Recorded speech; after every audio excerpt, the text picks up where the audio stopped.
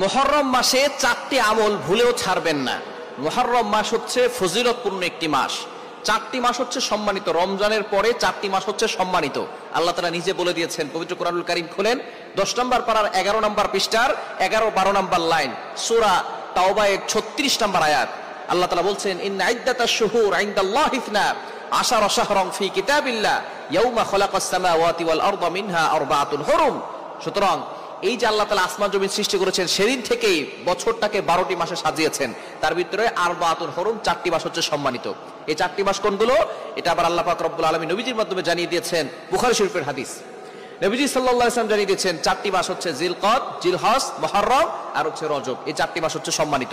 অর্থাৎ সবচেয়ে স্পেশাল আমল মাস হচ্ছে রমজান মাস। তারপরে এই 4টি মাস সম্মানিত। এই 4টির ভিতরে আবার সম্মানিত হচ্ছে মুহররম মাস। আমরা যে মাসে বর্তমান অবস্থান করছি এটা হচ্ছে মুহররম মাস, এবং মুহররম মাস হচ্ছে আল্লাহ তাআলার কাছে খুবই ফজিলতপূর্ণ একটি মাস। নবীজি সাল্লাল্লাহু আলাইহি ওয়াসাল্লাম এই মাসের ব্যাপারে বলেছেন, শাহরুল্লাহিল মুহররম, এটা আল্লাহর মাস। সুবহানাল্লাহ বিহামদি। অন্যান্য মাসও আল্লাহর মাস, তবে এই মাসটা বেশি গুরুত্ব দেওয়ার জন্য নবীজি সাল্লাল্লাহু আলাইহি ওয়াসাল্লাম জানিয়ে দিয়েছেন এটা হচ্ছে আল্লাহর মাস। সুতরাং এই মাসে 4টি আমল ছাড়বেন না। মা বোনরা, অবশ্যই সকলে আমরা এই মেসেজগুলো বাড়িতে পৌঁছে দিব, আমরা নিজের আমল করব। 1 নাম্বার হচ্ছে রোজা রাখা। মুহররম মাসে যারা রোজা রাখবে, আল্লাহ পাক রব্বুল আলামিন তাদের অসংখ্য গুনাহ খাতাগুলো মাফ করে দিবেন। এবং বিশেষ করে আশুরার দিনে রোজা রাখা। কি রাখা? আশুরার দিনে রোজা রাখা। আশুরা হচ্ছে মুহররমের 10 তারিখ। নবীজি সাল্লাল্লাহু আলাইহি ওয়াসাল্লাম যখন মক্কা থেকে মদিনা হিজরত করলেন, তখন দেখেন ইহুদিরা রোজা রাখে। নবীজি সাল্লাল্লাহু আলাইহি ওয়াসাল্লাম জিজ্ঞেস করলেন, তোমরা এই দিনে কেন রোজা রাখো?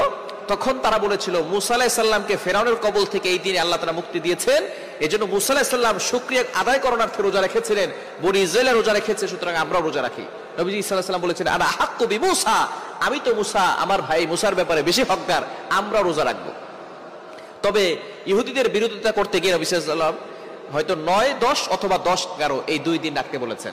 সুতরাং আমরা মুহররমের 2টা রোজা রাখবো অবশ্যই। 9, 10 অথবা 10, 11, 10 তারিখ অবশ্যই রাখার চেষ্টা করব। এবং এই দিনে রোজা রাখলে কি হবে?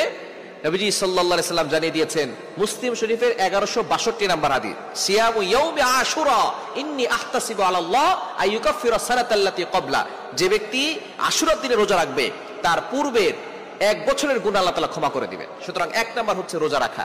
দ্বিতীয় নাম্বার হচ্ছে বেশি বেশি করে তাওবা করা, গুনাহের জন্য তাওবা করা। 1টা বছর শেষ হয়ে গেছে, মুহররম মাস প্রথম মাস, আরবি মাসের শুরু, 1447 বছর এই যে সন হিজরি শুরু হয়েছে। সুতরাং আপনি আল্লাহর কাছে বেশি বেশি করে তাওবা করবেন।